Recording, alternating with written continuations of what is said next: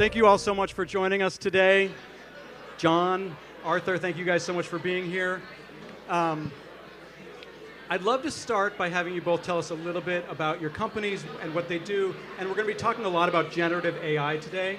And I have a feeling that neither of your companies could exist without the power of generative AI. So John, why don't you start, kick us off here and talk to us a little bit about what Spree AI does and how AI helps power it. Yeah, sure. Hi, so my name is John Imah. I'm the CEO and co-founder of Spree AI. And so we focus on the fashion space. We basically created a SaaS or white label service that brands can use, whether it's online, in-store, or with VICs. These are very important customers that allows consumers to see themselves virtually in garments.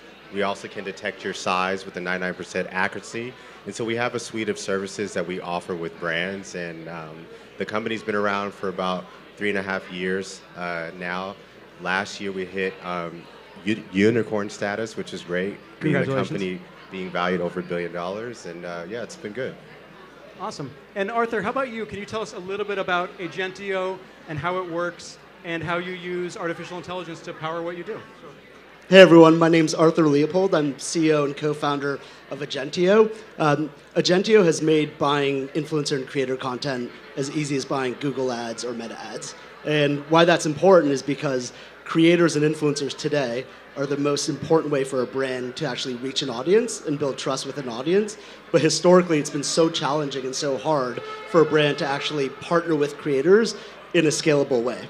And because of AI, and because of, frankly, having an incredible technologist and CTO as a co-founder, we realized that AI could enable us to better understand creators through all their content and automate a lot of the workflows that have historically really held back the space and made it really hard for brands to work with creators. Awesome. So I think one of the powers of AI in these spaces is its ability to kind of eliminate friction or kind of cross or bridge a distance between, let's say, a customer and a brand when it comes to clothing, or maybe between a brand, a content creator, and a customer when it comes to Agentio. So John, can you talk to me a little bit about, or talk to us a little bit about how Spree AI's tech is kind of bridging that gap, or bridging a gap between brands, clothing brands in your case, and a customer? Yeah, so when I was starting the company, one of the things that I noticed in the space is there's not a lot of personalization when you think about online shopping. And then just in the fashion space is a very creative space, but when it comes to technology, there's a little bit of this disconnect. Mm-hmm. And so I wanted to kind of be at the forefront where we could merge fashion and technology together. Mm-hmm. And so when I started looking at some of the tools that they were using, it's very standard tools that you would use to design, like Figma and things of that nature, but nothing really that correlates directly with the consumer. Mm-hmm. And so in many ways, if you think about the evolution of e-commerce, the only thing that's really changed is the high fidelity of the pictures, but in terms of features or how it works, that hasn't necessarily evolved. And so for us, what was really important was to create a product that basically provided personalization to where you become the model when you're shopping. So whether you're shopping on Gucci or Nike, you're able to upload a picture of yourself. And from that photo, you're able to try on garments. We can detect your size.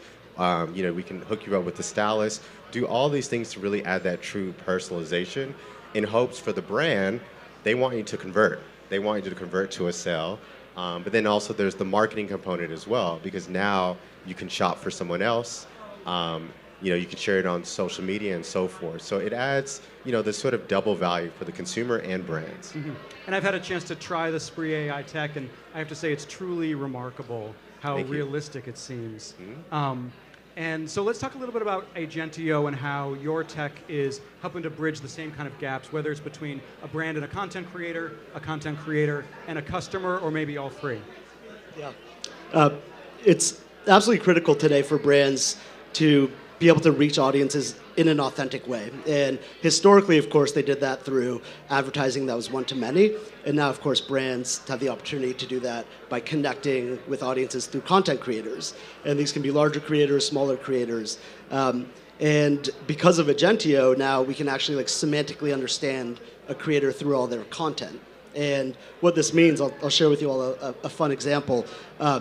Recently, we had a green supplement brand who's actually speaking at Inc. Founders House in, I guess, tomorrow. they came to Agentio, and they had historically worked with a lot of health and wellness creators. And our system, because it knew all of the creator's content, and it knew how the creator had performed across so many different brands, identified a lobster fisherman in Maine as a great potential fit for that brand. And the brand, of course, sent a bid to the creator through the platform, and that creator has now been a top performer for the brand for a year and a half.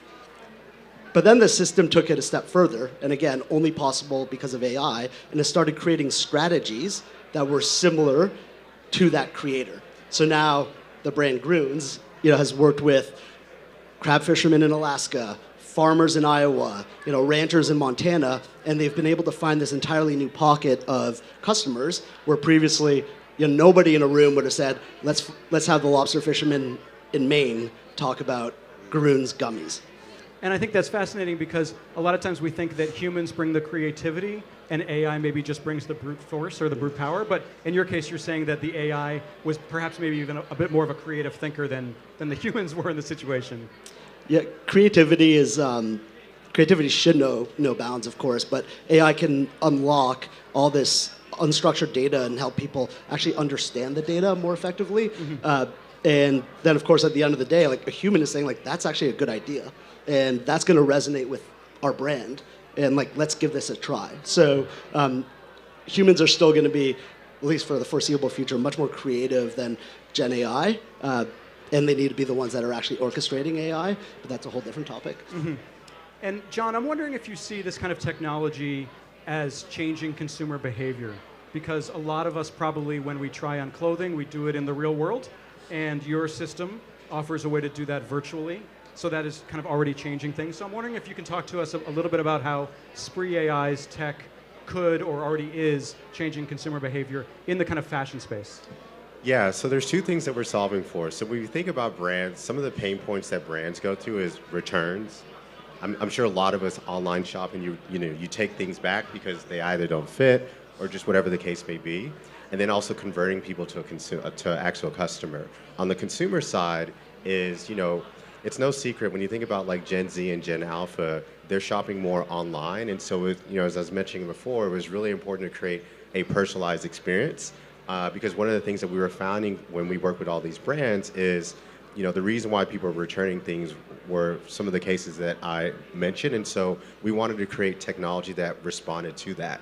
And so what we found is through some of our case studies we've done with brand is 60% of consumers that have used our product convert to a sale. And so that's really, really high. The one thing that I'll also add is our product isn't just for online, it's also for in-store. So when I was building the company, I traveled out to Europe, I met with all these key executives around the world that I had relationships with, and they were pretty adamant about the in-store experience. And a lot of that is because when you're walking into a store, most people don't know what they want to buy, and they're trying to upsell you on other things. And with that experience, where they give you champagne and all those those nice fine things. And so we wanted to make sure that when the sales associate is in store, they're equipped with our technology as well, to where they can say, "Hey, Rob, this is what you look like in these 5 garments," and then you can kind of narrow it down to 2 because your time is precious. So. Mm-hmm. Awesome. And how about you, Arthur, with Agentio? You shared previously when we were chatting a couple weeks ago some great examples of a content creator and her kind of organic feeling ad in the video for Bombas socks. And I just thought that was kind of a delightful example. And I'm wondering, do you see your tech also changing consumer behavior in ways that are maybe similar or different from the way John just explained it? Yeah, absolutely. The consumer behavior has already changed. And what we're solving for today, about 50% of our attention on digital is spent consuming creator content. But if you look at the overall ad spend being run against creator content, it's only about 2%. So there's $800 billion that runs through Meta and through Google and through Amazon, but only about 2% of that runs through creators, despite the majority of the attention being on creator content. And the reason for that is because of how hard it's been to buy historically. And an example I shared with you that I think will help everyone understand the power of these video models and how good they've gotten. One of our great customers is Away Luggage. I don't know if people are fans or customers of Away, but Away was working with a creator, and the creator uploaded the asset for approval, and instantaneously, the system, the Agentio system, told the creator, there's actually under your bed a competitive bag, and you could barely see it, but it was like at minute 1 and 38 seconds, there's a competitive duffel bag under the bed. And it flagged it right away, creator edited it. And then we went back to look at it, and you could really like barely tell. But what would have happened had that creator actually posted it, there would have been 20 comments being like, you're not actually an Away fan. You have a Briggs and Riley bag under your bed. And a human probably wouldn't have caught that, but these generative, the video models have gotten so good, especially over the last year, that they're able to reason as effectively as a human, just catch things that we couldn't. Awesome. Well, I'm glad you brought up video because a lot of the conversation about AI right now is kind of text-based in terms of chatbots, using Gemini or using Claude Code, where we're talking about it as a kind of like word-based system. But in your case, both of your companies are running partially on AI doing things in the visual space. So is that harder or easier than the kind of text-based space? And how have you seen it change over the past few years in terms of ability? So John, I'd love to hear what you think. Yeah, I'd say it's very challenging. I think, especially when you're dealing in the fashion space and you want to influence someone's buying power, it has to look real.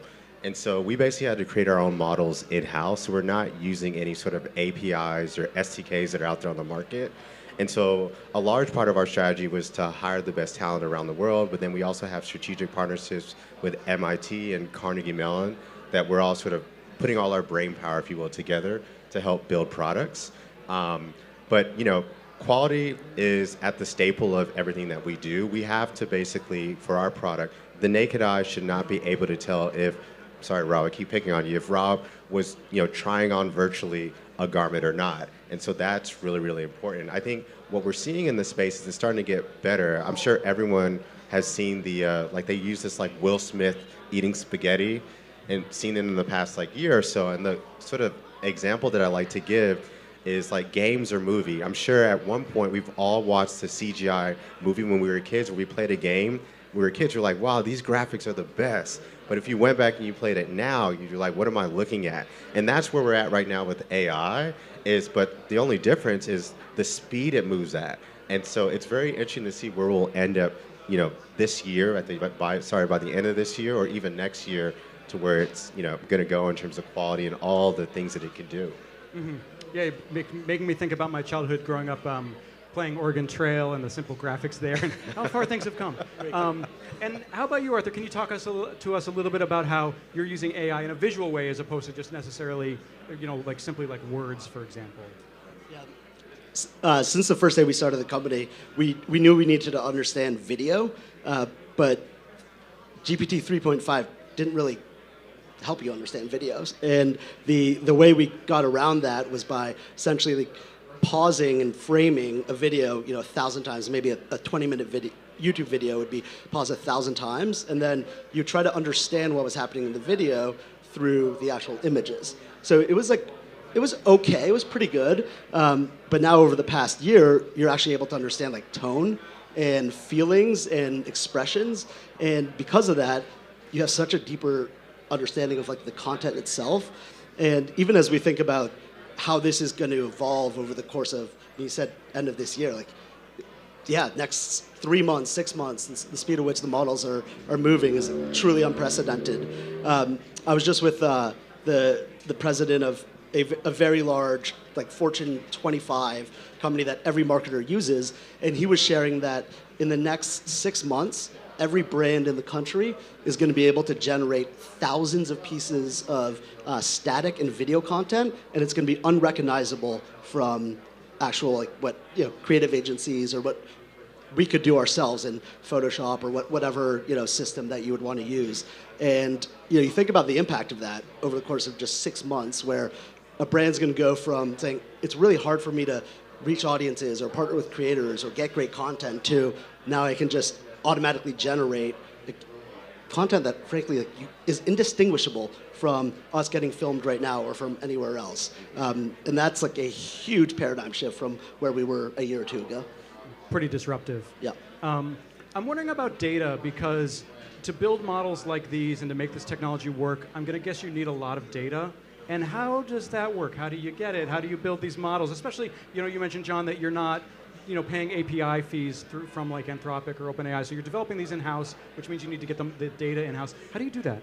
Yeah, so data, as you know, especially in the tech world or just the general consumer world, is a very touchy space because people want transparency, and we're very transparent about that. And so the way that our model works is it's threefold. One is we work with vendors all around the world that basically capture people every single day. They capture all shapes, sizes, ethnicities, etc., because we need to learn how humans look like. The second is our partners, and so what we're able to do is work with them to download all the assets that they have on their website, and so we have to look at things that, what the garment looks like, how it drapes on the model, because the intricate details of how a dress flows or whatever is important. And then the third component is you. So it's your picture, right? And so we essentially merge all that together, and that's what helps power all the features that we have in our product. And so what's nice is, from a consumer standpoint, is when you do go through the process, you can delete your account whenever you want to, and we're very transparent in terms of what we're using the data for. It's just to power the product, and it's the same thing with our brands too. So they own the data. And how about you? What's the pipeline look like for the data there at Agentio? We very much view data as a moat and something that enables us to build a company that's actually defensible.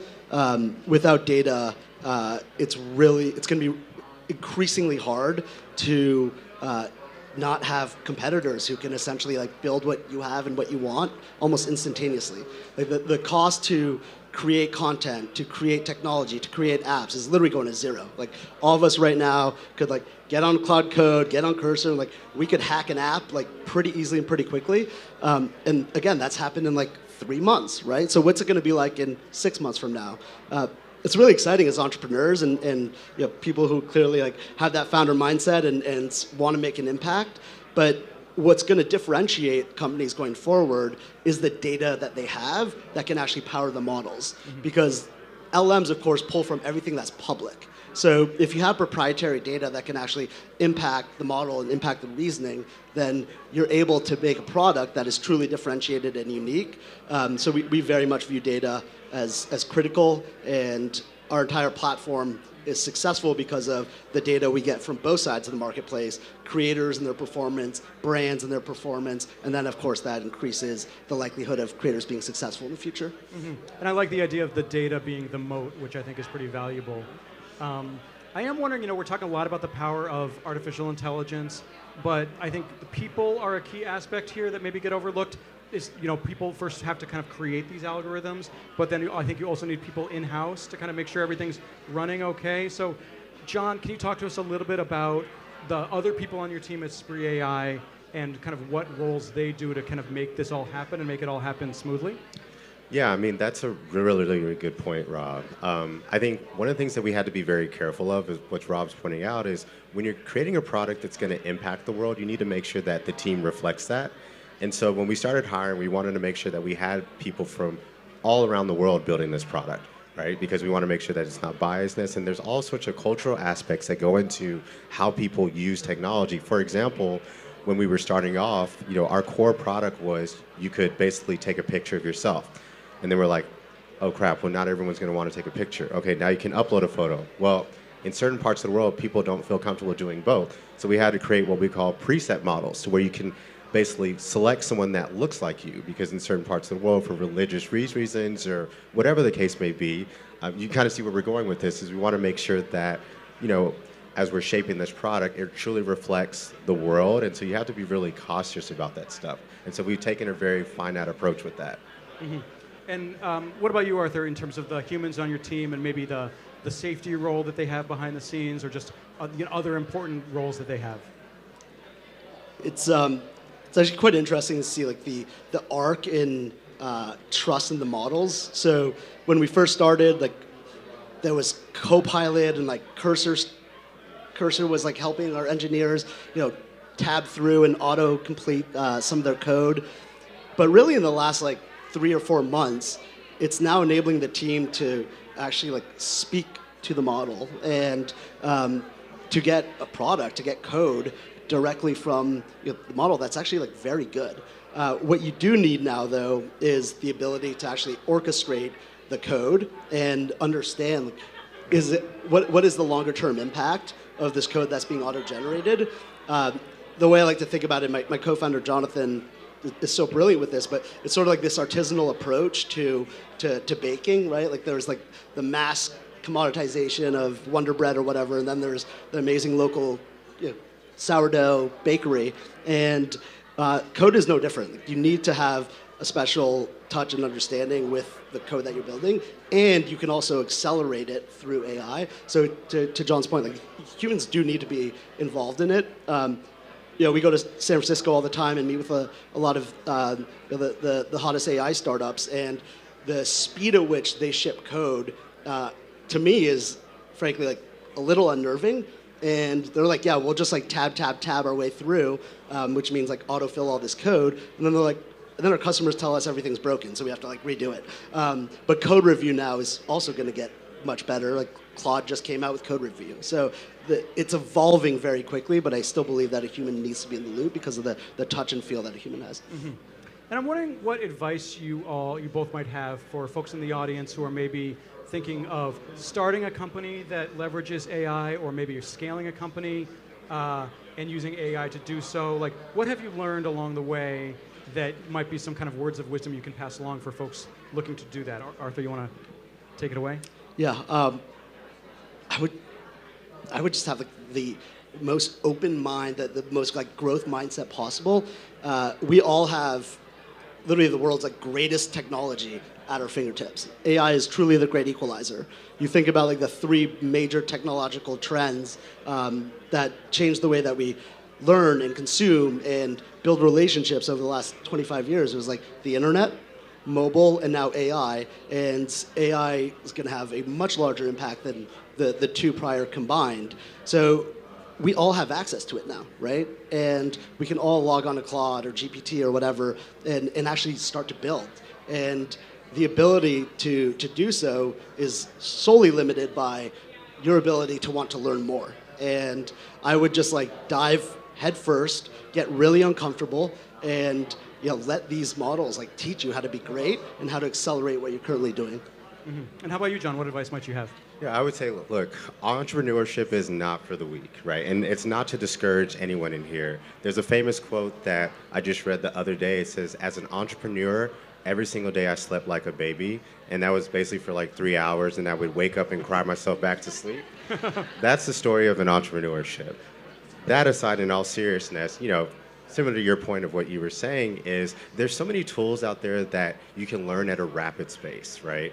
And so, from all these sort of transactional tools is what I would say, like you mentioned Claude, ChatGPT, etc. What's kind of nice about that is they can help really you formulate that idea, but then also take it one step further and do research, and you can identify things like product market fit and set up a business plan and so forth. And so like that's one half of it. The second half of it is you. And you being relentless and being driven and motivated. It's not easy, just like anything in life. I'm always constantly reminding my team is most of us here probably went to college, or you had things that were challenging in life, but you somehow overcame it. And that's what an entrepreneur is. You hear the same stories from every founder, where it's, we had to go to hundreds of VCs and they all said no, but then that one took a chance on us. So just be ready for that and just know that you just got to push forward. And what makes it easier is you having people around you that truly support you and believe in what you're doing. Mm-hmm. Yeah, all right. I think I think it's pretty self-evident how powerful artificial intelligence can be, and I'm wondering what risks you see at both your companies in terms of the pitfalls that artificial intelligence can have, whether it's maybe somebody feeling like the Spree AI system didn't appropriately kind of reflect their body with the clothing, or maybe a content creator or a brand feeling like the content creator's kind of ad for their brand just didn't land right. So I think we're seeing a lot of power from artificial intelligence, and there's also like the cost issue and the environmental issues as well and concerns. So what risks do you see, and how do you kind of proactively think about mitigating those? It's a great question. I can't say that I'm like hyper focused on internal risks, because I think we have like the right safety checks, and we know like, where to incorporate AI. There's certain areas where like we wouldn't. For instance, like our banking infrastructure, right? Like a lot of that, there are incredible companies that have figured this out and built really great technology through tens and tens of billions of dollars of R&D spend, and we don't want to touch certain areas like that. I am more concerned about like the societal impact and what's going to happen, call it in the next like 2 to 5 years, when a lot of people are going to lose their jobs, like, frankly. It's going to be a really tough time. Inevitably, what will happen, though, is that people will be able to adopt AI quickly. And like any new technology, it's like I'm getting absolutely pelted by the sun. You can like lay there and just get sunburned the entire time, or you could build a solar station that would then get you AC and maybe a shade, which would be great. So proactivity in this age, I think, is going to be more critical than ever. But undoubtedly, like there's going to be a massive, massive societal impact that I think is going to be rather negative right now. Like you're already seeing a lot of the major tech companies like either start to allude to or start to talk about mass layoffs, and that's going to hurt. Mm-hmm. We only have a minute or two left here, and I'm wondering from each of you, I'm sure you've learned a lot along the way, both at your companies and also in your careers before you were founders of these companies. You've both had really rich tech careers leading up to founding these companies. So what's one thing that each of you has learned that surprised you, that if you could go back in time and talk to your younger self and let them know something, what would you let them know, John? Wow. If I could go back and talk to my younger self, I would probably tell myself that despite all the odds, whether it's who I am, what I look like, whatever, it always works out if you give it 100%. I've never seen anyone fail. I'm not talking about like 50%, 99%. Giving it 100% and truly believing in yourself, it will work out one way or the other. Awesome. And how about you, Arthur? I would say team is everything. And prior to starting Agentio, I helped start another company, and we were a little more careless about just hiring as many people as possible. And to John's earlier point, like, it is so important to surround yourself with people who are deeply committed, who truly believe what you're building, who are aligned with the vision, who want to give 100%, 110%, 150% every single day. And today, as we build Agentio, like we're 50 employees now, we're hiring another 70 or so this year. I would rather us hire more slowly than just put bodies in seat and feel that like shorter term pain with the belief that every individual that we invest a lot of time hiring is going to be incredible longer term. So just investing in team, I think, is the most important thing you could do as a founder. Amazing. Well, we're out of time. John and Arthur, thank you so much for sharing all your thoughts. I really enjoyed it. Thank you. And thanks again. Thanks, Rob. Thanks, everyone.